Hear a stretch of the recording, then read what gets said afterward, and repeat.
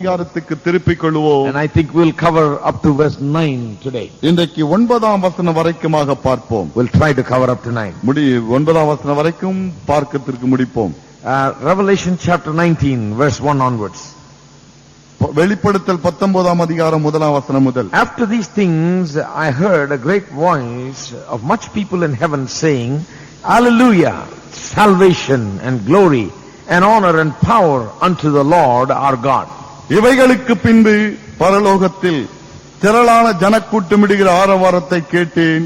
அவர்கள் அல்லேலூயா, ரட்சணியமும் மகிமையும் கனமும் வல்லமையும் நம்முடைய தேவனாகிய கர்த்தருக்கே உரியது. அவருடைய நியாய தீர்ப்புகள் சத்தியமும் நீதியுமானவைகள்.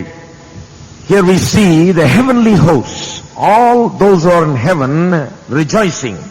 இந்த இடத்திலே பார்க்கிறோம், பரலோகத்திலே காணப்படுகிற திரளான கூட்டங்கள் களி கூறுகிறது. They are shouting hallelujah. அல்லேலூயா என்று அவர்கள் சத்தமிடுகிறார்கள். They are praising God. தேவனை துதிக்கிறார்கள். What is the reason for their praise? அவர்கள் துதிப்பதற்கான காரணம் தான் என்ன? A clue is given where in the phrase after these things. இவைகளுக்கு பின்பு என்கிற ஒரு வார்த்தை வருகிறதே, அதிலே அதன் ரகசியம் We வெளிப்படுத்தப்படுகிறது. studied 17th and 18th chapter. 17ஆம் 18ஆம் அதிகாரங்களை நாம் படித்தோம். We saw that Babylon is represented in two ways. இரண்டு விதங்களிலே பாபிலோன் ஆகப்பட்டது பிரதிநிதித்துவம் காட்டப்படுது என்று சொல்லி பார்த்தோம். One, the Babylon which is the religious system which brought about all idolatry and all pagan worship into the world in the early stages. ஒரு பாபிலோனியம் என்பது என்ன? இந்த உலகத்திலே அந்நிய மதங்களை, விக்கிரக ஆராதனை போன்றவைகளை கொண்டு வந்த ஒரு மத அமைப்பை கொண்ட Babylon. Babylon represents all that is paganism. இந்த அந்நிய மதங்கள் அனைத்திற்கும் இந்த பாபிலோன் ஆகப்பட்டது பிரதிநிதியாக விளங்குகிறது. That is where it arose. அங்கேதான் அது எழுந்தது. That is the place of the birth of paganism. இந்த அந்நிய மதங்கள் உருவானது பிறப்பிடமே அதுதான். That is why God deals with it at the end time very specially and destroys the city of Babylon. ஆகவேதான் முடிவின் காலத்திலே ஆண்டவர் அதோடு கூட விசேஷித்த விதத்தில் இடைபடுகிறார், பாபிலோன் நகரத்தை அழிக்கிறார். Chapter 18 spoke about a literal city of Babylon. 18ஆம் அதிகாரம் எழுத்தின்படியான ஓர் பாபிலோனை குறித்து Chapter பேசுகிறது. 17 a religious system called the harlot, the Babylon. 17ஆம் அதிகாரத்தை பொறுத்த வரைக்கும் மகாவேசி என்று அழைக்கப்பட்டதே பாபிலோனிய மதம் என்கிற ஒரு இயக்கத்தை குறித்து அது சொல்லுகிறது. But chapter 18 is not talking about a religious system, it is talking about a literal commercial city of Babylon. 18ஆம் அதிகாரத்துக்கு வரும் வேளையிலே ஒரு மத இயக்கத்தை குறித்து அது பேசவில்லை, உண்மையாகவே எழுத்தின்படியான ஓர் பாபிலோனை குறித்து, அதாவது வணிகத்தால் பெயர் போன ஓர் பாபிலோனை குறித்து சொல்லுகிறது. We talked about the possibility and the rationale behind the rebuilding of Babylon in the end times. முடிவு காலத்திலே பாபிலோன் ஆகப்பட்டது திருப்ப கட்டப்படும் என்பதற்கான காரணத்தை நாம் கண்டோம். Prophets Isaiah and others have prophesied that Babylon will be utterly destroyed so that not even a stone is left. ஒரு கல்லாவது மீதியாக வைக்கப்படாமல் பாபிலோன் ஆகப்பட்டது வேரோடு அழிக்கப்படும் என்று சொல்லி ஏசாயா போன்ற தீர்க்க தரிசனம் சொல்லி இருக்கிறார்கள். It has not been fulfilled yet. அது இன்னும் நிறைவேறவில்லை. Therefore it is believed that city of Babylon will be rebuilt again to be destroyed in such a manner as described in the prophecies. ஆகவே தீர்க்க தரிசனத்திலே சொல்லப்பட்டபடி அழிக்கப்படும்படியாக இந்த பாபிலோன் ஆகப்பட்டது திரும்பவும் கட்டப்படும் என்று விசுவாசிக்கப்படுகிறது. Now when we come to verse chapter 19, ஆனால் 19ஆம் அதிகாரத்துக்கு நாம் வரும் the வேளையில் destruction of Babylon has taken place. பாபிலோனின் அழிவாகப்பட்டது அங்கே நடந்து விட்டது. Towards the end of the tribulation, the destruction of Babylon has taken place. உபத்திரவ காலத்தின் முடிவிலே பாபிலோனின் அழிவு நடந்து விட்டது. God has once for all judged the Babylon for all its evils. பாபிலோனின் சகல தீமைகளுக்கும் ஆண்டவர் அதை ஒரேடியாக நியாயம் தீர்த்து It is விட்டார். utterly destroyed as prophesied. தீர்க்கதரிசனத்தால் உரைக்கப்பட்டபடி வேரோடு அழிக்கப்பட்டு விட்டது. When it says after these things, it means after these events particularly. இவைகளுக்கு பின்பு என்று சொல்லும் பொழுது குறிப்பாக இந்த சம்பவத்தை அது That குறிப்பிடுகிறது. is why heaven is rejoicing. ஆகவேதான் பரலோகம் களி கூறுகிறது. Heaven is rejoicing because Babylon is judged. Babylon நியாயந்தீர்க்கப்பட்டபடினால் பரலோகம் களி கூறுகிறது. And that is why they're shouting hallelujah. ஆகவேதான் அல்லேலூயா என்கிற முழக்கத்தை அவர்கள் They're இடுகிறார்கள். praising God because now things are coming to a consummation. காரியங்கள் இப்போது ஒரு முடிவுக்கு வருகிறபடினால் ஆண்டவரை இவர்கள் துதிக்கிறார்கள். And chapter 19 forms the bridge between the great tribulation and the millennium. இந்த 19ஆம் அதிகாரமாகப்பட்டது மிகப்பெரிய உபத்திரவத்திற்கும் 1000 வருட அரசாட்சிக்கும் இடையே ஒரு பாலத்தை போல அமைகிறது. There are two major events that are recorded in chapter 19. 19ஆம் அதிகாரத்திலே முக்கியமான சம்பவங்கள் 2 எழுதப்பட்டிருக்கிறது. One is the marriage supper of the Lamb. ஒன்று ஆட்டுக்குட்டியானவரின் திருமண விருந்து. The other is the second coming of Christ. இன்னொன்று கிறிஸ்துவின் இரண்டாம் வருகை. We are going to look at just the marriage supper of the Lamb today. இன்றைக்கு ஆட்டுக்குட்டியானவரின் திருமண விருந்தை குறித்து நாம் படிக்க போகிறோம். We'll look at the rest later. மற்ற காரியத்தை பிறகு பார்க்கலாம். Now this age is coming to a close. இந்த யுகம் ஒரு முடிவுக்கு வருகிறது. The whole creation was waiting for it to come to a close. முழு சிருஷ்டிப்பும் ஒரு முடிவுக்கு வரும்படி காத்துக் கொண்டிருக்கிறது. Romans chapter 8 says, from verse 19 on, it says that the whole creation was groaning for the redemption. ரோமர் 8ஆம் அதிகாரம் 19ஆம் வசனத்திலே வாசிக்கிறோம், சிருஷ்டிப்புகள் அனைத்தும் தங்களுடைய மீட்பிற்காக அங்கே ஏங்கி தவிக்கிறது. Even the creation has suffered the fall. இந்த வீழ்ச்சியின் விளைவாக சிருஷ்டிப்புகளும் பாதிக்கப்பட்டு விட்டது. And it is not in the condition that it should be. இருக்க வேண்டிய நிலைமையில் அது இல்லை. The creation is groaning. இந்த சிருஷ்டிப்புகள் தவிக்கிறது. And Romans 8 says our body is groaning. ரோமர் 8ஆம் அதிகாரம் சொல்கிறது நம்முடைய சரீரமும் தவிக்கிறது. So creation and the body are groaning for the redemption, for the perfection of these things to come. ஆகவே சிருஷ்டிப்புகளும் சரி சரீரமும் சரி இந்த பூரணம் வரும்படியாக தவித்துக் கொண்டிருக்கிறது. As far as the believers are concerned, the bodily perfection comes when Christ comes to take the church in the rapture. விசுவாசிகளை பொறுத்தவரைக்கும் சரீரம் எப்பொழுது பூரணப்படும், சபையை எடுத்துக்கொள்ளும்படியாக மணவாளன் வரும் வேளையிலேதான். That happens before the tribulation. அது உபத்திரவ காலத்துக்கு முன்பாக நடக்கும். The Old Testaments and all those who have suffered through the ages, all the Old Testament saints and those who are martyred through the tribulation will be raised up at the end of the tribulation period with an immortal body. பழைய ஏற்பாட்டு பரிசுத்தவான்களும் உபத்திரவ காலத்திலே மரணத்தை கண்டார்களே, இரத்த சாட்சிகளாக மரித்தார்களே, அவர்கள் அனைவரும் உபத்திரவ காலத்தின் முடிவிலே உயிரோடு எழுப்பப்படுவார்கள். So their groaning is satisfied. ஆகவே அவருடைய தவிப்புகள் திருப்தியாக்கப்படுகிறது. They have been given perfect immortal bodies. அழியாத பூரணமான ஒரு சரீரம் கொடுக்கப்படுகிறது. They have been given spiritual bodies. ஆவிக்குரிய சரீரங்கள் அளிக்கப்படுகிறது. Therefore they are rejoicing. ஆகவேதான் அவர்கள் மகிழ்கிறார்கள். They are rejoicing because the groaning is going to end. அந்த தவிப்புகள் முடிகிறபடினாலே களி கூறுகிறார்கள். They are rejoicing because the end is ushering in the perfection in creation and in human beings. முடிவு வந்து கொண்டே, for he hath judged the great war which did corrupt the earth with her fornication and hath avenged the blood of his servants at her hand.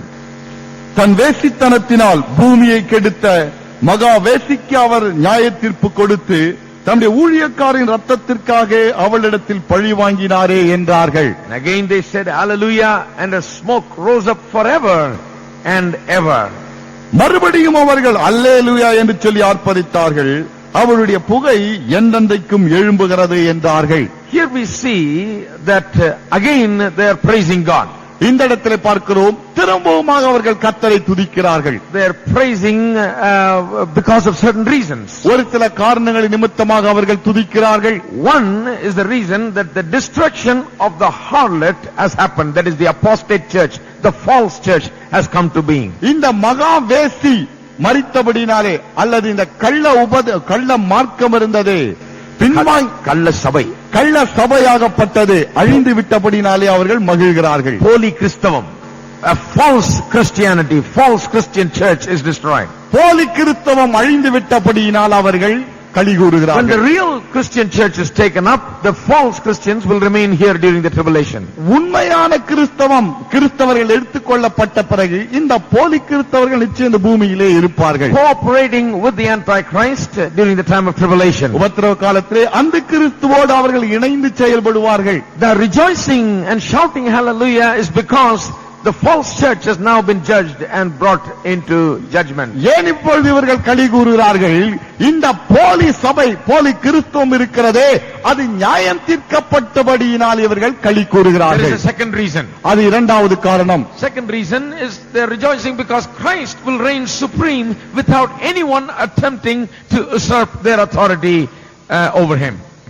கிறிஸ்துவின் மீது இருக்கக்கூடிய அதிகாரத்தை பறிக்கும்படி எவருமே முயற்சி எடுக்கவில்லையே, ஆகவே அது நிமித்தம் அவர்கள் களி கூறுகிறார்கள். He will have absolute control. முழு அதிகாரம் இவர் கையிலே. He will reign forever. நித்தியமாக அவர் அரசாளுவார். They're rejoicing because of that. அது நிமித்தமாக அவர்கள் களி There கூறுகிறார்கள். is a third reason why they're rejoicing. அவர்கள் ஏன் களி கூறுகிறார்கள் என்பதற்கு மூன்றாவது ஒரு காரணம். It's all in that verse. எல்லாம் அந்த வசனத்திலே இருக்கிறது. Verse 2 and 3. 2-3 அது The இருக்கிறது. blood of the martyrs is going to be avenged now.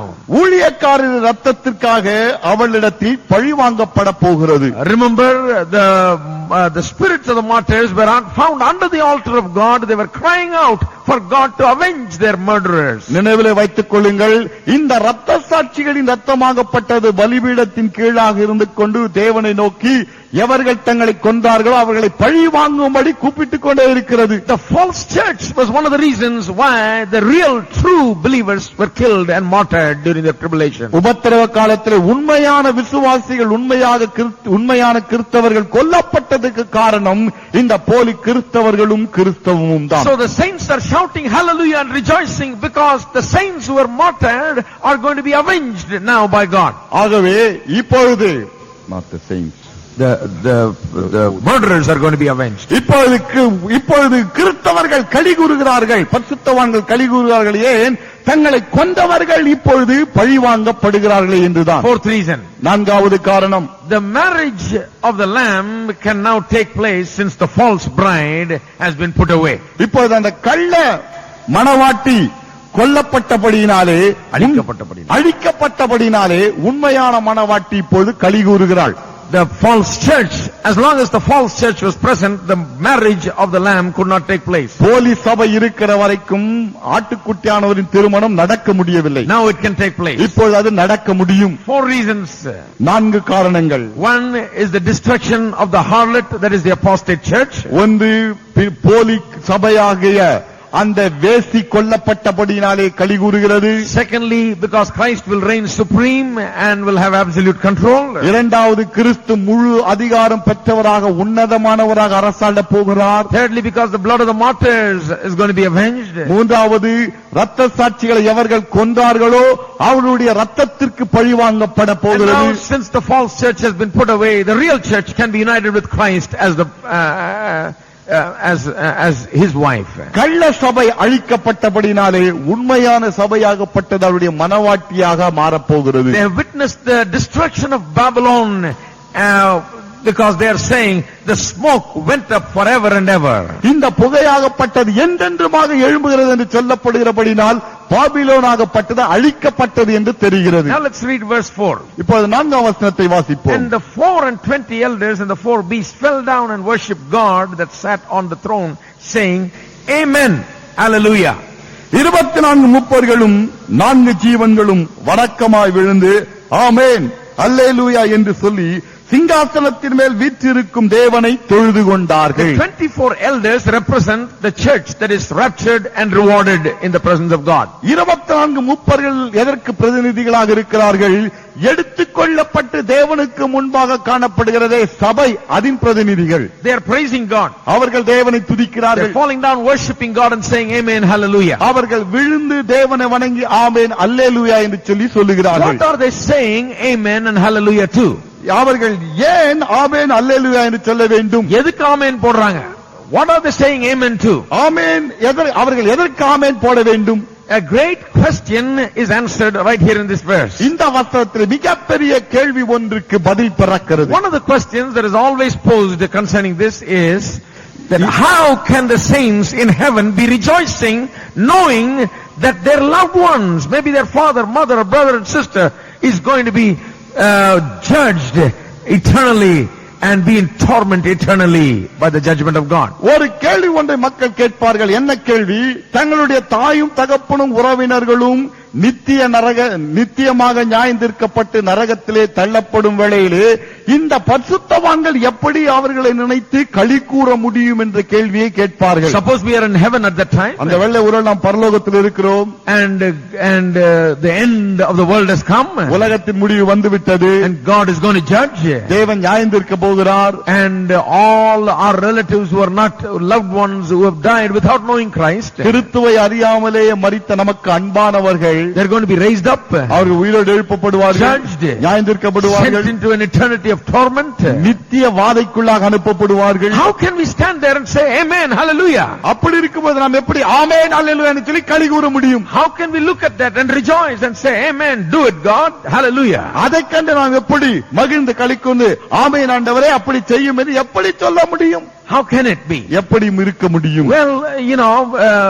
the thing is, when we get to heaven, ஒரு காரியம் என்னவென்றால் பரலோகத்துக்கு நாம் போகும் when our வேளையில் salvation is complete, நம்முடைய ரட்சிப்பு முடிவடையும் பொழுது, பூரணமடையும் பொழுது, the scales from our eyes will fall off and we'll see everything in a very spiritual way. நம்முடைய கண்களிலே இருக்கக்கூடிய செதில்கள் கீழே விழும், எல்லாவற்றையும் ஆவிக்குரிய விதத்திலே நாம் We will காண்போம். understand things as it ought to be understood. காரியங்களை எப்படி புரிந்து கொள்ள வேண்டுமோ அப்படி நாம் புரிந்து கொள்ளுவோம். We will be in complete harmony and agreement with God and His purposes and plans. தேவனோடும் அவர் திட்டத்தோடும் நோக்கத்தோடும் நாம் இசைந்து ஒன்று சேர்ந்து ஐக்கியப்பட்டவர்களாக We இருப்போம். will not be looking at things as if we were in the earth. பூமியில் இருக்கும்போது காரியங்களை பார்த்தோமே அதை போல அப்பொழுது பார்க்க We will மாட்டோம். not be shedding tears because of our loved ones who are now going to be eternally damned.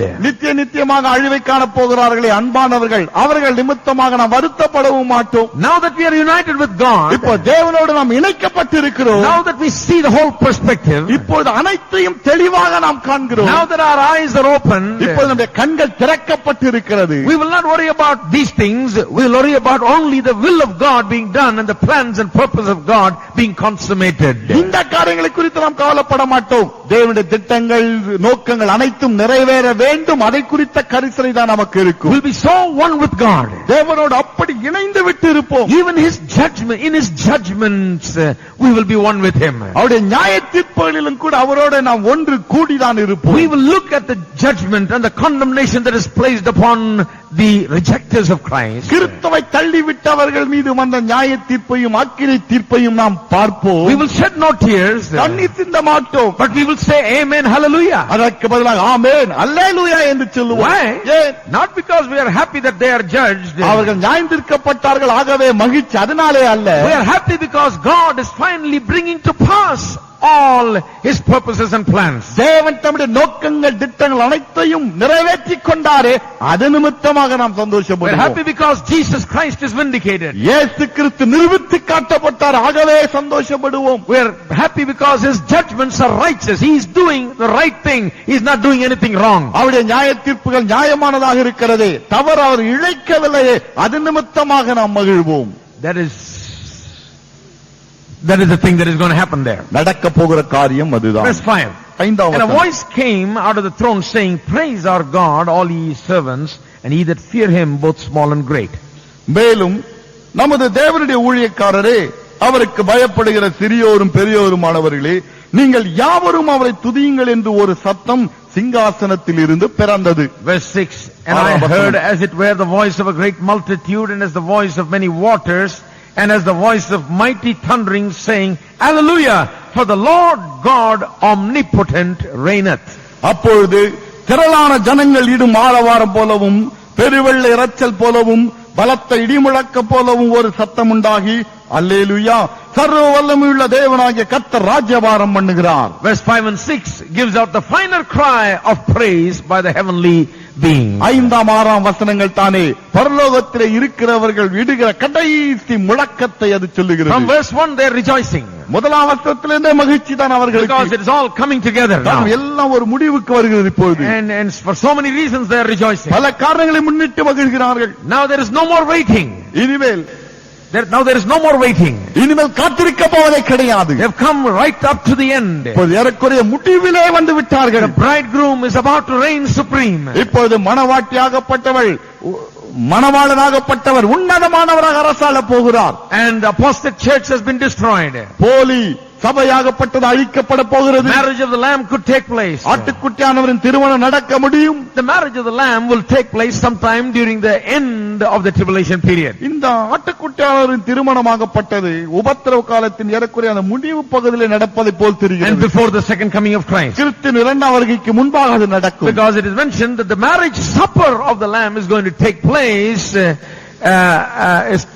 place after the second coming. காரணம் என்ன சொல்லப்பட்டிருக்கிறது? கிறிஸ்துவின் இரண்டாம் வருகைக்கு பிறகு ஆட்டுக்குட்டியானவரின் திருமண விருந்து நடக்கும் என்று Now let சொல்லப்படுகிறது. us look at verses 7 to 10. இப்பொழுது 7 முதல் 7 to 9. 9 வரைக்குமாக பார்ப்போம். Let us be glad and rejoice and give honor to him, for the marriage of the Lamb is come, and his wife has made herself ready.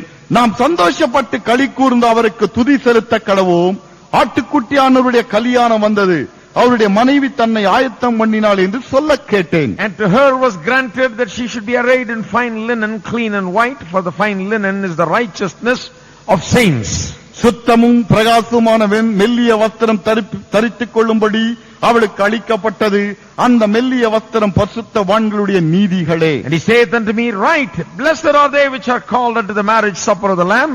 And he saith unto me, These are the true sayings of God. பின்னும் அவன் என்னை நோக்கி, ஆட்டுக்குட்டியானவரின் கல்யாண விருந்துக்கு அழைக்கப்பட்டவர்கள் பாக்கியவான்கள் என்று எழுதி என்றான். மேலும் இவைகள் தேவனுடைய சத்தியமான வசனங்கள் என்று என்னுடனே சொன்னான்.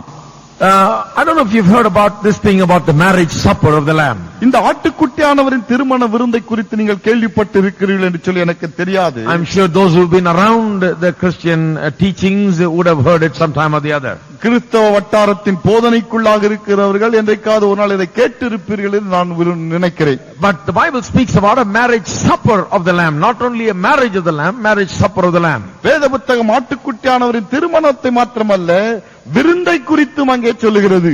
And in the old days, during those days in which the Bible was written, வேத புத்தகம் எழுதப்பட்டது அந்நாட்களிலே there were 3 separate stages in any marriage. ஒரு திருமணம் எடுத்துக்கொண்டால் அந்த 3 வித்தியாசமான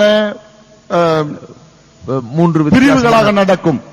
3 stages, yes. 3 வித்தியாசமான பிரிவுகளாக அது The நடக்கும். very first stage is the stage called the betrothal. முதல் பிரிவு என்ற நிச்சயம். Betrothal is where the parents of the girl and the parents of the boy come to an agreement about the marriage of these two people. இந்த நிச்சயம் என்று சொல்லப்படுகிற வேளையிலே இந்த பெண்ணுடைய பெற்றோரும் மணமகனுடைய பெற்றோரும் ஒரு உடன்படிக்கைக்குள்ளாக அவர்கள் வருவார்கள். And that betrothal is very binding in nature. அந்த நிச்சயம் இருக்கிறதே அது இருவரையும் கட்டக்கூடிய ஒன்று. It's almost like married. ஏறக்குறைய திருமணம் நடந்து விட்டதை போல. The greatest example that we have in the scriptures of that is the example of Mary and Joseph. வேத புத்தகத்தில் சிறந்த ஒரு உதாரணம் உண்டு என்று சொன்னால் மரியாள் யோசேப்பு எடுத்து பார்த்தால் தெரியும். Turn with me to Matthew chapter 1 verse 18 onwards. மத்தேயு 1ஆம் அதிகாரம் 18 வசனம் முதல் பாருங்கள். Let's look at it for a moment so we'll understand the marriage supper of the Lamb. ஆட்டுக்குட்டியானவரின் திருமண விருந்தை புரிந்து கொள்ள இதை சற்று பாருங்கள். We need to understand the culture of marriage and what the marriage supper is all about. திருமண அந்நாட்களில் எப்படி நடந்தது, திருமண விருந்தை குறித்த கலாச்சாரம் என்ன என்பதை நாம் புரிந்து கொள்ள வேண்டும். Then only we'll understand what the marriage supper of the Lamb signifies here. அதன் பிறகுதான் இந்த ஆட்டுக்குட்டியானவரின் திருமண விருந்து எதை குறிக்கிறது என்பது நமக்கு புரியும். And we have to understand the significance of the marriage supper through this custom that was there in those days. அந்நாட்களிலே காணப்பட்டதே இந்த வழக்கத்தை கொண்டு ஆட்டுக்குட்டியானவரின் திருமண விருந்தின் முக்கியத்துவத்தை நம்மால் புரிந்து கொள்ள முடியும். Verse 18. 18ஆம் வசனம். Matthew chapter 1. மத்தேயு 1ஆம் அதிகாரம் 18ஆம் வசனம். Now the birth of Jesus Christ was on this wise, when as his mother Mary was espoused to Joseph, before they came together, she was found with child of the Holy Ghost. இயேசு கிறிஸ்துவினுடைய ஜனனத்தின் விவரமாவது அவருடைய தாயாகிய மரியாள் யோசேப்புக்கு நியமிக்கப்பட்டிருக்கையில் அவர்கள் கூடி வரும் முன்னே அவள் பரிசுத்தாவினாலே கர்ப்பவதி ஆனாள் என்று காணப்பட்டது. Now here is a case where two people are betrothed to one another. இந்த இடத்திலே பார்க்கிறோம் 2 பேர் நிச்சயம் பண்ணப்பட்டிருக்கிறார்கள். They are not living together as husband and wife. கணவன் மனைவியாக ஒன்றாக வாழவில்லை. They are just engaged. இப்போது நிச்சயம்தான். But engagement in those days is a very strong bond. You can't just break it. It's almost like a divorce process. ஆனால் அந்நாட்களே நிச்சயம் என்பது திருமணமானதை போல அவர்களை பிரிக்க வேண்டும் என்று சொன்னால் விவாகரத்துக்கு என்ன முறைமையோ அப்படிதான் அவர்களை பிரிக்க முடியும். So it was a strong bond. ஆகவே ஒரு பலத்த கயிறை போல அது. But one thing, they did not live together. ஆனால் ஒரு காரியம், இருவரும் ஒன்று சேர்ந்து வாழ So மாட்டார்கள். here it clearly says that Mary and Joseph were espoused but were not living together. They did not come together. இந்த இடத்தில் தெளிவாக சொல்லப்பட்டிருக்கிறது, யோசேப்பு மரியாளும் ஒருவருக்கொரு நியமிக்கப்பட்டிருந்தார்கள், ஆனால் அவர்கள் கூடி வரவில்லை. But Mary is now pregnant because the Holy Ghost has caused her to conceive. மரியாள் இப்பொழுது கர்ப்பவதியாக இருக்கிறாள், காரணம் பரிசுத்த ஆவியானவர் மூலமாக அவள் Then கர்ப்பவதியானாள். Joseph, her husband, being a just man and not willing to make her a public example, was minded to put her away privately. அவள் புருஷனாகிய யோசேப்பு நீதிமானாய் இருந்து அவளை அவமானப்படுத்த மனதில்லாமல் ரகசியமாய் அவளை தள்ளிவிட யோசனையாயிருந்தான். Verse 24. 24. Then Joseph, being raised from sleep, did as the angel of the Lord had bidden him, and took unto him his wife. யோசேப்பு நித்திரை தெளிந்து எழுந்து கர்த்தருடைய தூதன் தனக்கு கட்டளையிட்டபடியே தன் மனைவியை சேர்த்துக் கொண்டு. You know what happened in between. இடையில என்ன நடந்தது உங்களுக்கு தெரியும். He was trying to put her away privately, எப்படியா ரகசியமாக தள்ளிவிடலாம் என்று யோசித்தார். not making a big scene. இதை பெரிதுபடுத்த வேண்டாம் என்று எண்ணினார். But the angel came and told him to take her as his wife. ஆனால் தூதன் வந்து என்ன சொன்னார், அவளை உன் மனைவியாக ஏற்றுக்கொள் என்று சொன்னான். And he told him the whole story. முழு சம்பவத்தையும் அவளுக்கு சொன்னான். And so Joseph now is ready to accept her as his wife. இப்போது யோசேப்பு அவளை தன் மனைவியாக ஏற்றுக்கொள்ள முழு ஆயத்தம். The spiritual truth of betrothal is seen in 2 Corinthians 11:2. 2 கொரிந்தியர் 11ஆம் அதிகாரம் 2ஆம் வசனத்திலே இந்த நிச்சயத்தின் ஆவிக்குரிய ஓர் அர்த்தம் சொல்லப்படுகிறது. Just as Mary and Joseph were espoused or engaged, எப்படி மரியாளும் யோசேப்பும் ஒருவருக்கொரு நியமிக்கப்பட்டிருந்தார்களோ அதைப் போல, in the same way the Bible says that we are engaged, betrothed to Christ.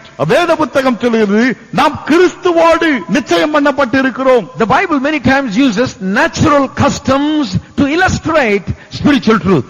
வேத புத்தகமாகப்பட்டது மனுஷர் மத்தியிலே காணப்படுகிற பழக்க வழக்கங்களை எடுத்து வைத்து ஆவிக்குரிய ஒரு சத்தியத்தை விளக்க முற்படுகிறது. And this is what Paul is doing here. Pavul அதை இங்க அதை தான் செய்கிறார். He knows what an engagement is. ஒரு நிச்சயம் என்றால் என்ன அவருக்கு தெரியும். And he is telling the church that they are engaged to Christ. சபையை பார்த்து சொல்கிறார், நீ கிறிஸ்துவோடு நிச்சயம் பண்ணப்பட்டு இருக்கிறாய். Verse 2 says, 2ஆம் வசனம், For I am jealous over you with godly jealousy, for I have espoused you to one husband, that I may present you as a chaste virgin to Christ. நான் உங்களை கற்புள்ள கன்னிகையாக கிறிஸ்து என்னும் ஒரே புருஷனுக்கு ஒப்புக் கொடுக்க நியமித்தபடியால் உங்களுக்காக தேவ வைராக்கியம் கொண்டிருக்கிறேன். Now notice this, he says, I have espoused you to one husband. இங்க என்ன சொல்றார், ஒரே புருஷனுக்கு உங்களை நான் நிச்சயம் பண்ணி வைத்திருக்கிறேன். They have not been joined together as husband and wife yet. கணவன் மனைவியாக இன்னும் ஒன்றாக சேரவில்லை. Us, the church, is espoused. We are engaged. சபையாக நாம் தானே கிறிஸ்துவோடு கூட நிச்சயம் பண்ணப்பட்டிருக்கிறோம். To one husband who is Jesus Christ. ஒரே புருஷனாகிய இயேசு கிறிஸ்துவோடு. Notice one word he is using here. இங்க ஒரு வார்த்தை உபயோகிக்கிறார் பாருங்கள். That I may present you as a chaste virgin. கற்புள்ள கன்னிகையாக ஒப்புக் கொடுக்கும்படி. Now the second process in the marriage, second stage in marriage is what is called in those days as presentation. திருமணத்திலே காணப்படுகிற இரண்டாவது படி அல்லது பிரிவு என்ன? கொடுப்பது. பெண்ணை கொடுப்பது. The first stage is espousal. முதல் படி நிச்சயம் பண்ணுவது. Second stage is where you give them. இரண்டாவது படி என்ன? அவளை கொடுப்பது. You bring them together. ஒன்றாக கூட்டி சேர்ப்பது. That is the marriage. அதுதான் திருமணம். Now then they live together. அதன் பிறகு அவர்கள் ஒன்றாக வாழ்வார்கள். Paul is saying we are engaged and now we are going to be presented and brought together in a matrimony with Christ. Pavul என்ன சொல்கிறார், நாம் நிச்சயம் பண்ணப்பட்டிருக்கிறோம், நாள் ஒன்று வருகிறது கிறிஸ்துவுடனே கூட நாம் திருமணத்திலே இணைக்கப்படுவோம். One day it will happen. ஒரு நாள் அது நடக்கும். We'll be joined with him. அவரோடு சேர்க்கப்படுவோம். We are engaged to him, so we stay truthful to him. அவருக்கு நாம் நிச்சயம் பண்ணப்பட்டிருக்கிறபடியால் கற்புள்ளவர்களாக நடந்து கொள்ளுங்கள். After a boy and girl are engaged, ஒரு பெண்ணும் ஒரு பையனும் நிச்சயம் பண்ணப்பட்ட பிறகு they still don't go around looking at other boys and other girls, see if they can marry someone else. நிச்சயம் பண்ண பிறகு வேற ஏதாவது பொண்ணு கிடைக்குமா என்று சொல்லி திருமணத்துக்காக தேடி அலைய மாட்டார்கள். The searching is over. அந்த தேடுதல் படலம் நின்று விட்டது. Finished. முடிந்து விட்டது. Engaged. நிச்சயம் முடிந்து விட்டது. It's fixed. அது நிச்சயிக்கப்பட்டு விட்டது. You just have to now wait for the marriage to take இப்போ place. திருமணம் நடக்கும்படி காத்திருக்க வேண்டும், அவ்வளவுதான். That is the condition in which we are in right now. இப்பொழுது நாம் அந்த நிலைமையில் தான் இருக்கிறோம். We're engaged. நிச்சயம் பண்ணப்பட்டாயிற்று. You know, that is why we don't set our eyes on other gods. அதனால்தான் மற்ற தேவர்கள் மீது நம்முடைய கண்களை நாம் வைப்பது கிடையாது. We are betrothed to Christ. கிறிஸ்துவோடு நிச்சயம் பண்ணப்பட்டு We are இருக்கிறோம். sold out to Him. அவருக்கென்று நாம் விற்கப்பட்டு விட்டோம். We belong to Him. அவருக்கு சொந்தம் நாம். It is fixed. அது It cannot be உறுதியாக்கப்பட்டு broken. அதை மாற்ற We முடியாது. stay true to Him. அவருக்கு உண்மை உள்ளதாக விளங்க We are வேண்டும். waiting for the time of our presentation as chaste virgin before Him. The coming together in holy matrimony. கற்புள்ள கன்னிகையாக அவருக்கு ஒரு ஒப்பு கொடுக்கப்பட்டு திருமணம் நடப்பதற்காக நாம் காத்துக் கொண்டிருக்கிறோம். Will the church be married to Christ? சபையாகப்பட்டது கிறிஸ்துவுக்கு திருமணம் செய்து கொடுக்கப்படுமா? Look at Ephesians chapter 5. It is talking about Christ and church being like husband and wife. எபேசியர் 5ஆம் அதிகாரத்தை பாருங்கள். சபையை குறித்து சொல்லும் பொழுது சபை மணவாட்டி என்று கிறிஸ்து மணவாளன் என்று சொல்லப்படுகிறது. No. Church as wife and Christ as husband. சபையாகப்பட்டது மனைவி என்றும் கிறிஸ்துவாக புருஷன் என்றும் சொல்லப்படுகிறது. Married. திருமணமானவர்கள் In a relationship. ஒரு உறவிலே இருக்கிறார்கள். Listen to this. கவனிங்கள். Husbands, love your wives even as Christ also loved the church and gave Himself for it. புருஷர்களே எத்தனை வசனம்? 25. புருஷர்கள் 25வது புருஷர்களே உங்கள் மனைவிகளில் அன்பு கூறுங்கள், அப்படியே கிறிஸ்துவும் சபையில் அன்பு That கூர்ந்தார். He might sanctify and cleanse it with the washing of water by the word. தாம் அதை திருவசனத்தை கொண்டு தண்ணீர் முழுக்கினால் சுத்திகரித்து பரிசுத்தமாக்குகிறதற்கும், That He might present it to Himself a glorious church, not having spot or wrinkle, அவைகள் ஒன்றும் இல்லாமல் பரிசுத்தமும் பிழையற்றதுமான மகிமையுள்ள சபையாக அதை தமக்கு முன் நிறுத்திக் கொள்வதற்கும் தம்மை தாமே அதற்காக ஒப்புக் கொடுத்தார். telling the husband and wives how to treat one another and live together. கணவனும் மனைவியும் எவ்வாறு ஒருவரை நடத்த வேண்டும், வாழ வேண்டும் என்பதை குறித்து பேசும்போது Paul speaks about that heavenly marriage, பரலோக திருமணத்தை குறித்து பவுல் the பேசுகிறார். marriage between the church and Christ. சபைக்கு கிறிஸ்துவுக்கும் இடையே நடந்த அந்த திருமணம், He says, Christ as our husband has so loved us that He gave Himself for us. நம்முடைய புருஷனாகிய கிறிஸ்து நம்மை நேசித்தபடினாலே தம்மை தாமே நமக்காக ஒப்பு கொடுத்தார். So that He may sanctify us, and He has already sanctified us now. நம்மை பரிசுத்தப்படுத்தும்படியாக ஏற்கனவே நம்மை பரிசுத்தம் படுத்தி விட்டார். Now we are sanctified. இப்போது நாம் பரிசுத்தமாக்கப்பட்டு இருக்கிறோம். He is getting ready to present us as a bride without spot or blame. கரைத்திரையற்ற மணவாட்டியாக அங்கே கொண்டு போய் நிறுத்தும்படியாக To காத்திருக்கிறார். make us His wife. அவருடைய மனைவியாக்கும்படி. And He is giving this analogy about the marriage between Christ and wife, Christ and His wife, the church. இந்த கிறிஸ்துவுக்கும் சபைக்கும் நடக்கக்கூடிய இந்த திருமணத்தை குறித்து பேசும்போது திருமணத்தை அவர் ஒப்பிட்டு பேசுகிறார். So there is an engagement. ஆகவே நிச்சயம் ஒன்று உண்டு. The church is also engaged to Christ. சபையும் கிறிஸ்துவோடு நிச்சயம் பண்ணப்பட்டிருக்கிறது. And just as there was the next step, the presentation or marriage in those days, அந்நாட்களில் எப்படி அடுத்தபடியாக பெண்ணை கொண்டு போய் கொடுப்பது அல்ல திருமணம் முடிப்பது இருந்ததோ, in the same way there will be marriage of the church with Christ. அதே விதமாக சபையும் கிறிஸ்துவோடு கூட திருமணத்திலே முடிக்கப்படும். Then the third process is the marriage supper அதன் or பிறகு marriage feast. அந்த மூன்றாவது படி என்ன, பிரிவு என்ன, திருமண விருந்து. This is comparable to the wedding feast of today, wedding reception of today. இன்றைக்கு திருமணத்துக்கு பிறகு உபசரிப்பு வைக்கிறார்கள், அது சம்பந்தப்பட்டது. Nowadays we finish the wedding and immediately we just go to the reception. இப்போதெல்லாம் என்ன செய்கிறோம், திருமணம் முடிந்த உடனேயே உபசரிப்புக்கு போகிறோம். In those days they always did not do it like that. Sometimes it had to wait a few days. அந்நாட்களில் உடனடியாக நடத்த மாட்டார்கள், ஒரு சில நாட்கள் காத்திருக்க வேண்டி வரும்.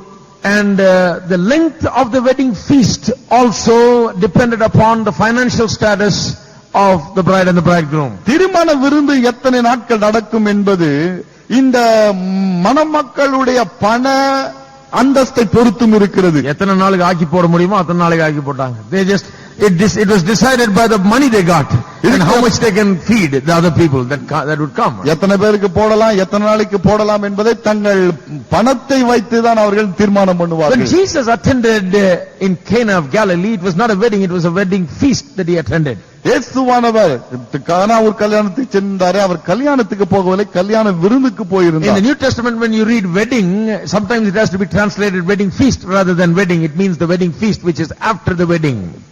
புதிய ஏற்பாட்டிலே நாம் திருமணம் என்று வாசிக்கும் வேளையிலே வேளையில சில வேளையில எப்படி வாசிக்க வேண்டும்? திருமணம் இல்லை, திருமண விருந்து என்று மாற்றி வாசிக்க வேண்டும். When Jesus went there, obviously they were having a feast because the wine was finished. இயேசுவான அந்த இடத்தில் சென்றிருந்த வேளையிலே அது ஒரு திருமண விருந்து. ஏன்? விருந்திலே அங்கே திராட்சை ரசம் குறைவுபட்டு இருந்தது. Now, in the New Testament, Jesus told us many parables about such marriage feasts.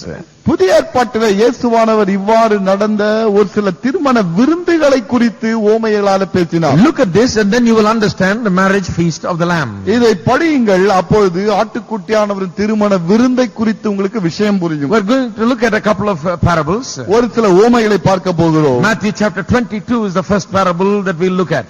மத்தேயு 22ஆம் அதிகாரம் முதல் ஓமை நாம் பார்க்க போகிறோம். Matthew chapter 22. மத்தேயு 22 verse 1 onwards. 1 முதல்.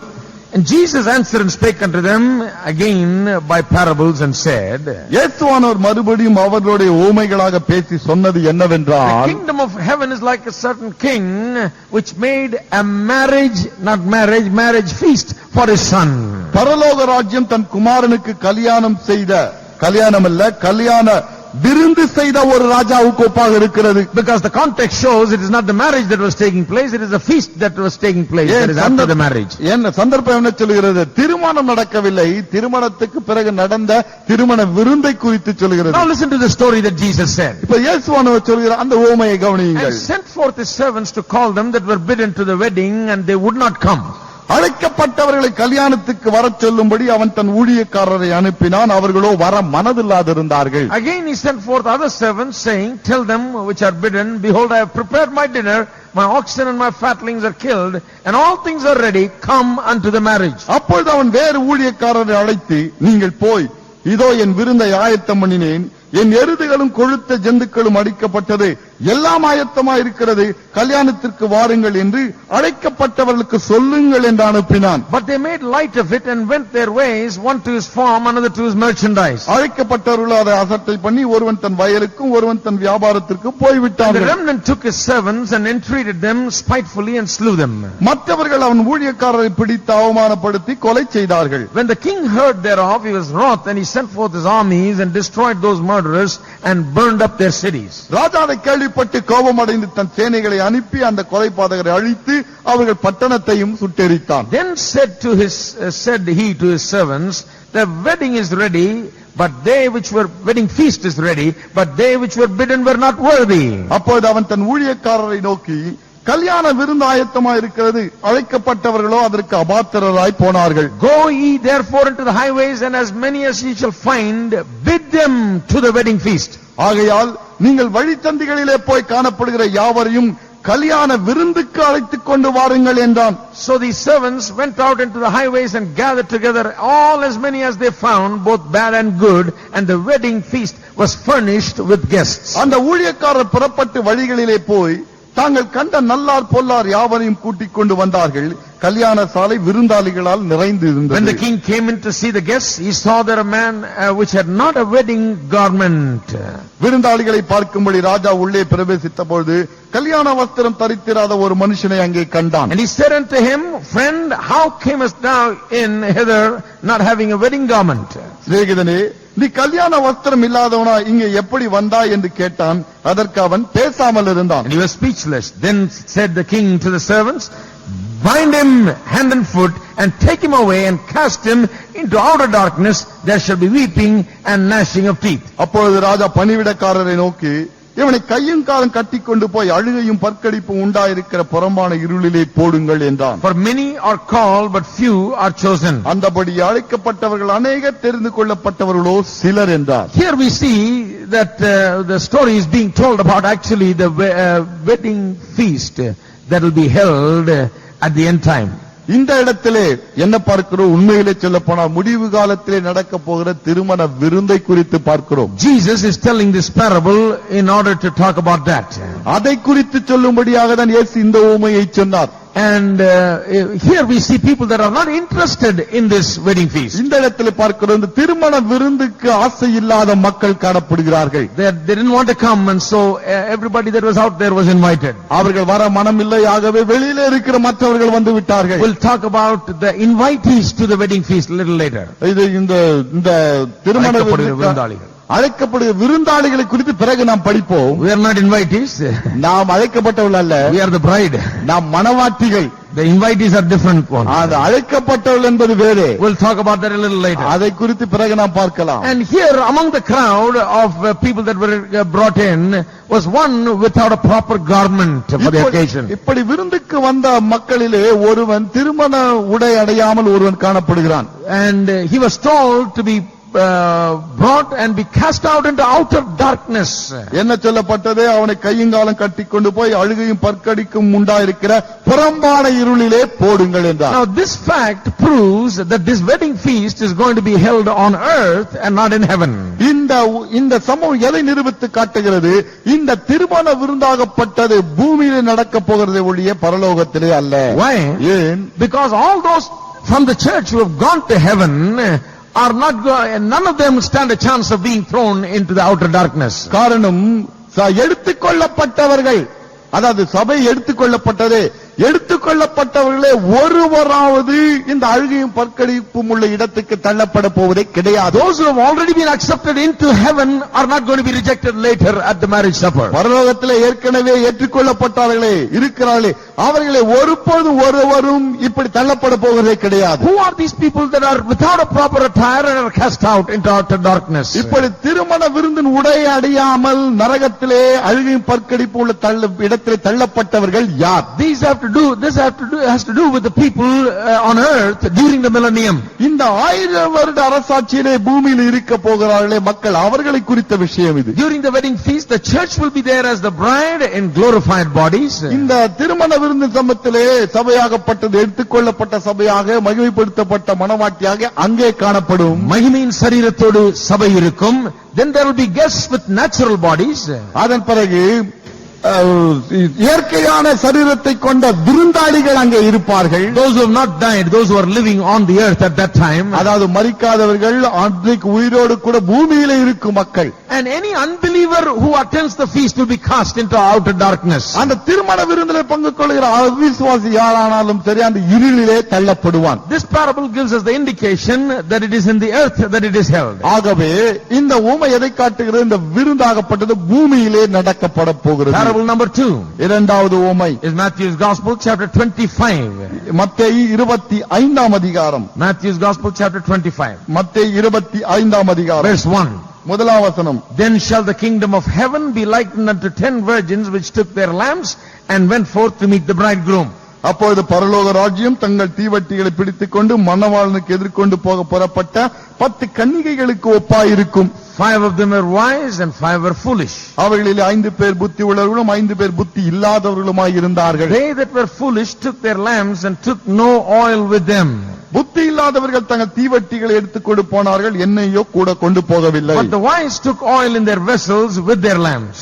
புத்தி உள்ளவர்கள் தங்கள் தீவட்டிகளோடும் கூட தங்கள் பாத்திரங்களில் எண்ணெயையும் கொண்டு போனார்கள். While the bridegroom tarried, they all slumbered and slept. மணவாளன் வர தாமதித்த பொழுது அவர்கள் எல்லாரும் நித்திரை மயக்கமடைந்து தூங்கிவிட்டார்கள். And at midnight there was a cry made, behold the bridegroom cometh, go ye out to meet him.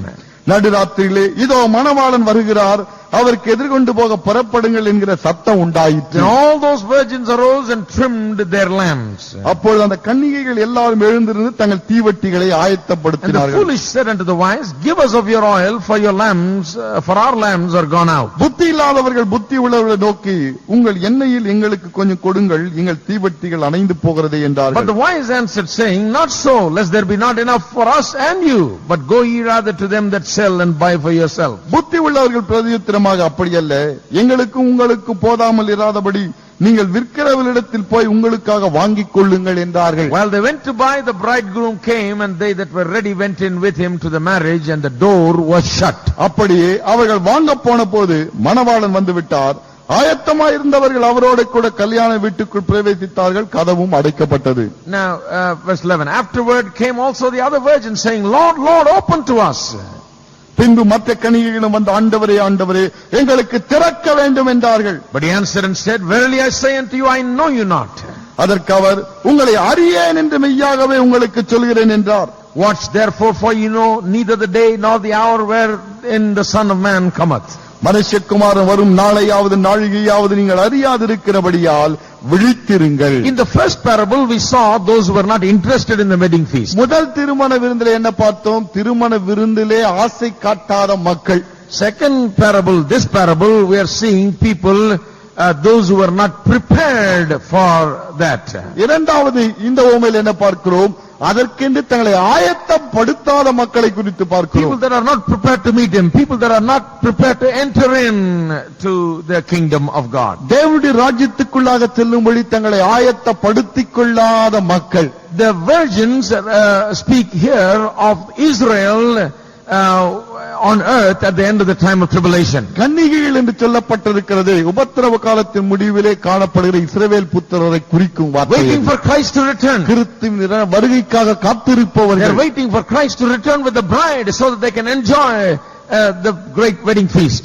மணவாட்டியோடு கூட கிறிஸ்து திரும்ப வரப்போகிறாரே அதற்காக காத்திரு திருமண விருந்திலே பங்கு கொள்ளும்படியாக காத்திருக்கும் மக்கள் இவர்கள். But what happens is that many of them have the lamp of profession of Christ as Lord and Savior. என்னவென்று சொன்னால் பலர் தானே கிறிஸ்து என்று வாயளவிலே சொல்லக்கூடிய தீவட்டியை தான் இவர்கள் கையிலே வைத்திருந்தார்கள். But we're not having the oil inside. ஆனால் அந்த எண்ணெய் உள்ளே கொண்டிருக்கவில்லை. The definite sign of a saved believer is that the Holy Spirit indwells that believer.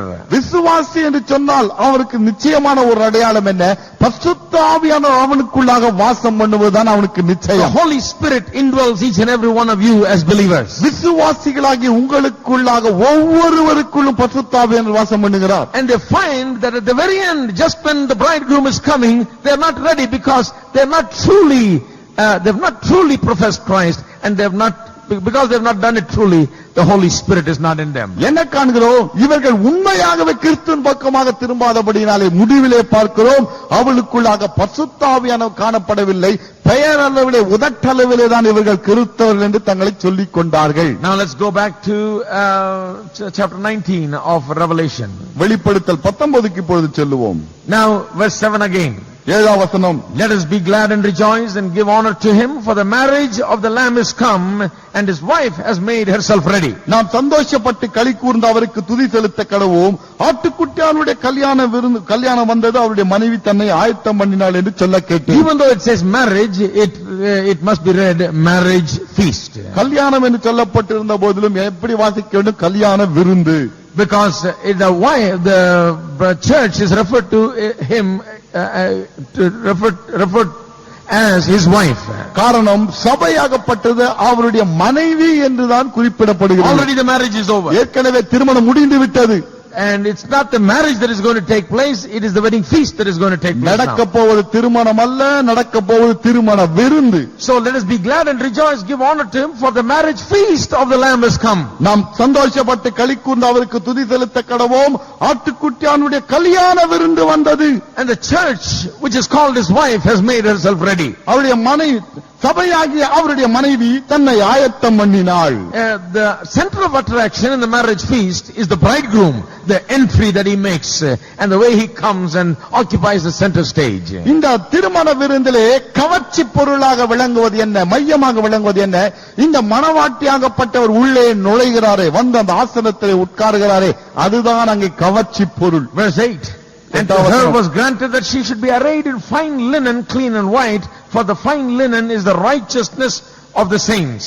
சுத்தமும் பிரகாசமான மெல்லிய வஸ்திரம் தரித்துக் கொள்ளும்படி அவளுக்கு அளிக்கப்பட்டது. அந்த மெல்லிய வஸ்திரம் பரிசுத்தவான்களுடைய நீதிகளே. Remember the man that entered into the wedding feast in that other parable, who did not have a proper garment. நினைவிலே வைத்துக் கொள்ளுங்கள், இன்னொரு விருந்தை குறித்து வாசித்தோமே, அந்த விருந்துக்குள்ளாக சென்ற மனிதன் விருந்துக்கான உடை இல்லாமல் அவன் சென்றான். Because he didn't have proper garments, he was cast out into outer darkness. அப்படி அந்த உடை இல்லாதபடியினாலே புறம்பான இருளிலே அவன் தள்ளப்பட்டான். Here verse verse 8 talks about a similar thing. 8ஆம் வசனமும் இதே விதமான ஒரு காரியத்தை தான் சொல்லுகிறது. Because the whole explanation is based on the custom of that day. காரணம் இந்த விளக்கங்கள் அனைத்து பார்க்கவில்லை, அந்நாட்களில் இந்த பழக்க வழக்கத்தை சார்ந்தே வருகிறது. What is the wedding feast garment here? இந்த இடத்திலே திருமண விருந்தின் வஸ்திரம் என்றால் என்ன? Spiritually, it is speaking of the work or the righteous actions of the church.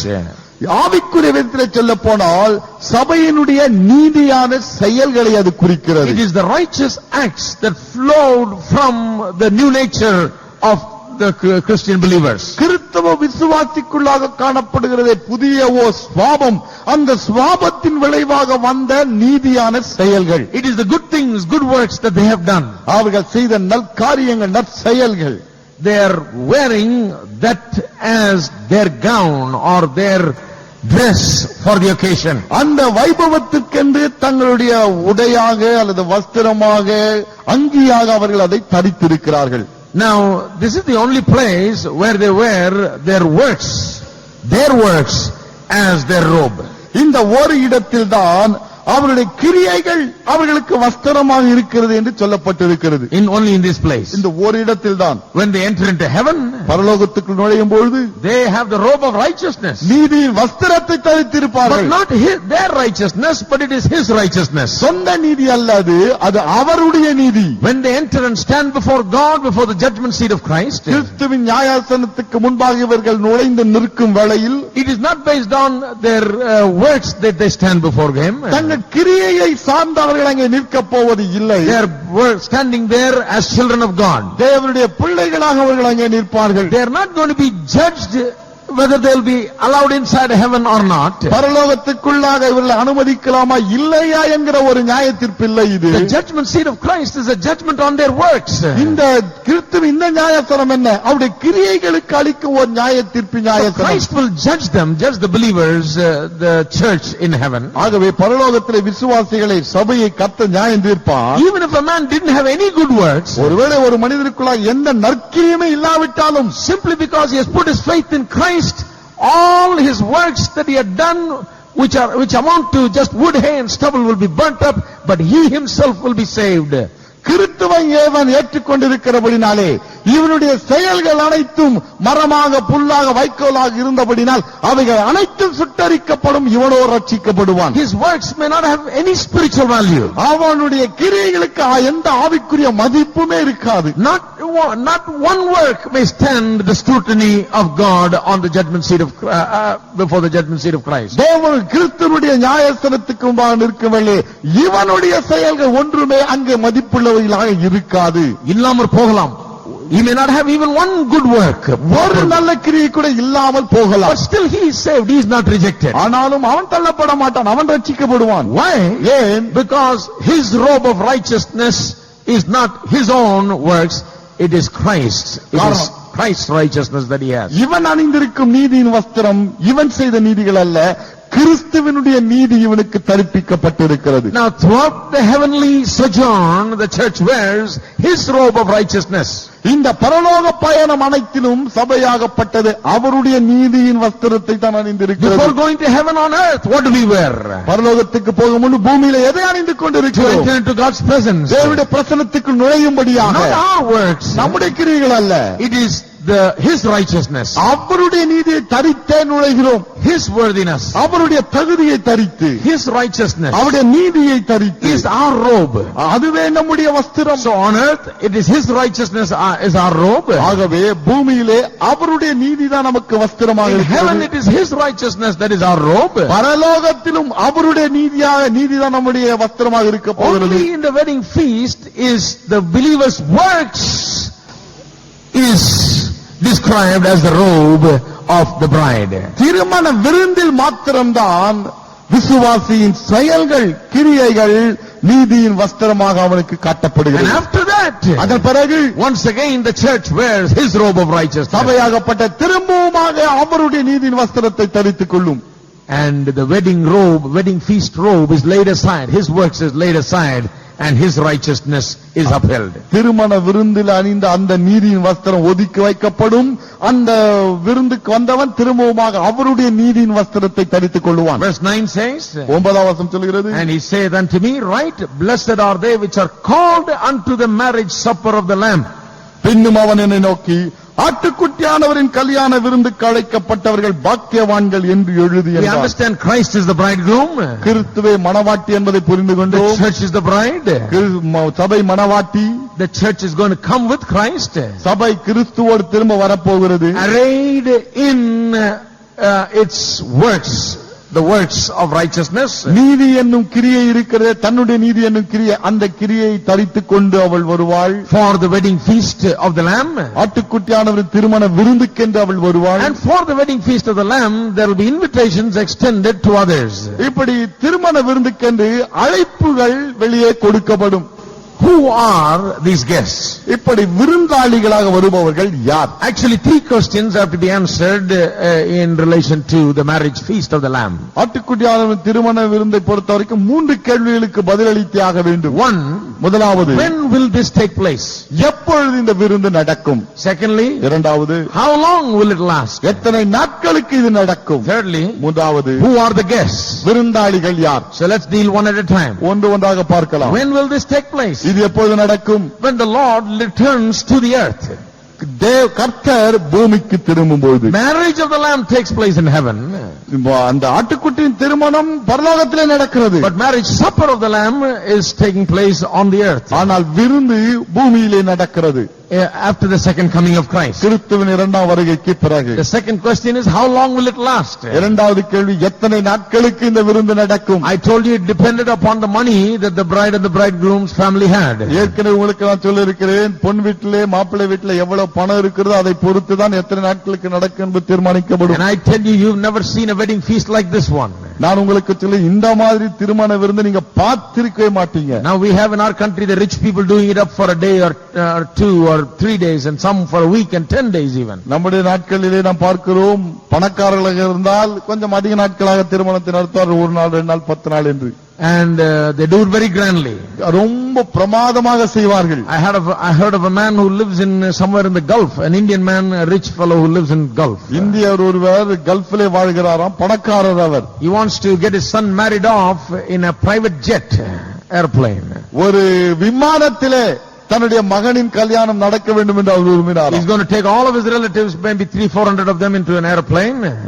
Rent an airplane. ஆகவே தன்னுடைய விருந்தினர், தன்னுடைய உறவினர்கள் எல்லோரும் வேறக்குறை 400-500 பேர் அப்படியே ஒரு பிளேன்ல ஏற்றி செல்ல போகிறார். And the bride and the bridegroom. அந்த பெண்ணும் மாப்பிள்ளையும் கூட செல்வார்கள். And they're going to fly to India, and they're going to be married. அங்கிருந்து இந்தியாவுக்கு பறந்து வரும் வேளை நடுவிலே அப்படியே வானத்திலே திருமணம் நடக்கும். And the whole airport in Bombay is going to be done up with crores and crores of lightings, crores and crores of money is going to be spent. இந்த பாம்பே விமான நிலையமாகப்பட்டது கோடிக்கணக்கான ரூபாய்களால் அலங்கரிக்கப்பட போகிறது.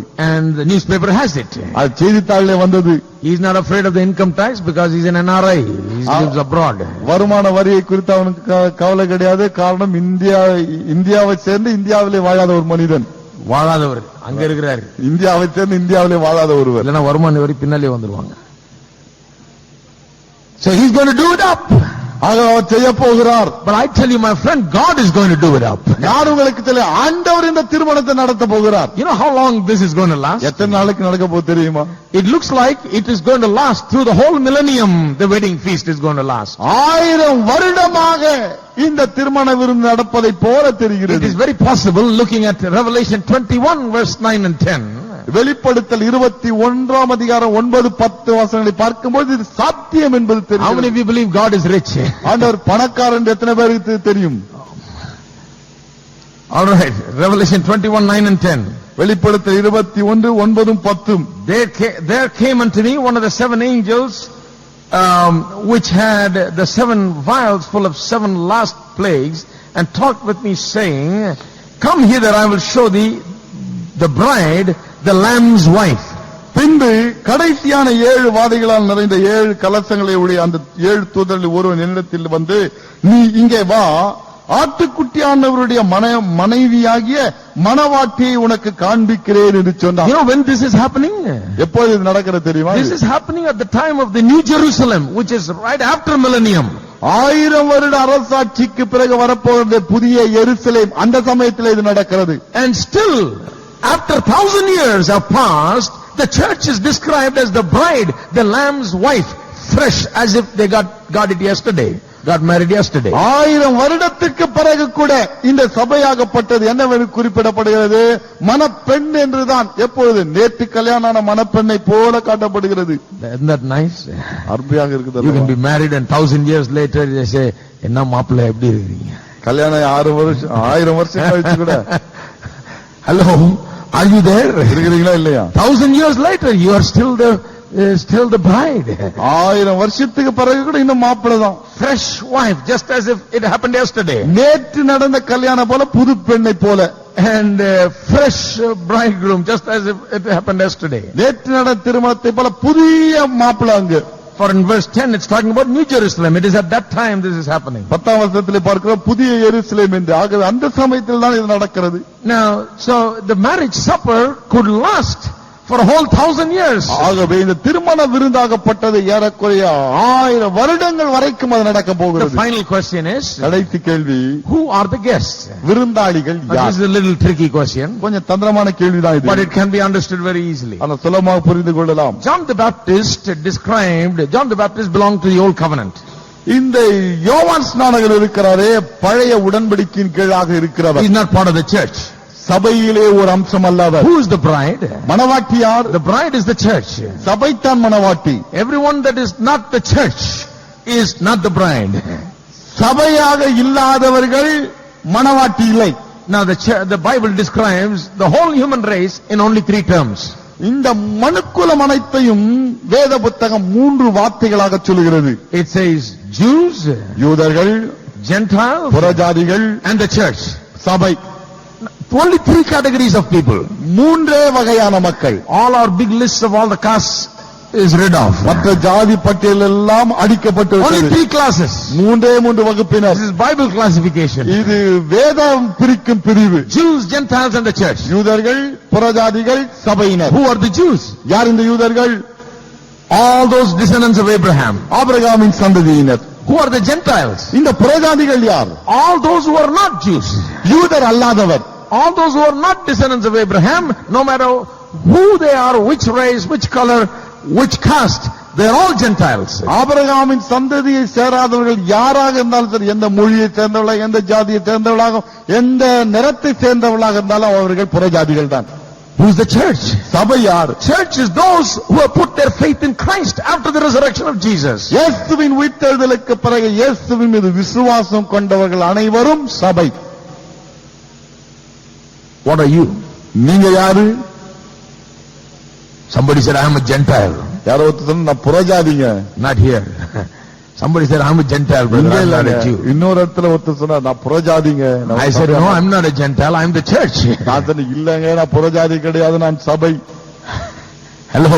இருக்கிறீங்களா? I am not a Gentile. நான் புறஜாதி இல்லையே. I have come under the classification of the church in God's scheme. தேவனுடைய திட்டத்திலே சபை என்னும் பிரிவிலே நான் வருகிறேன். Gentiles are those who are not Jews and those who are not church. They are all Gentiles. புறஜாதிகள் யார்? யூத வம்சத்தை சேராதவர்கள், சபையை சேராதவர்கள் தான் புறஜாதிகள். Those who are not born as a descendant of Abraham and those who have never put their faith in Christ are Gentiles. ஆபிரகாமின் சந்ததியிலே வராதவர்கள், கிறிஸ்து மீது விசுவாசம் வைக்காத எல்லோரும் புறஜாதிகள். All right, only 3 categories. 3 பிரிவுதான். So the Old Testament saints, ஆகவே பழைய ஏற்பாட்டு பரிசுத்தவான்கள், Abraham, Isaac and Jacob and all those folks, Abraham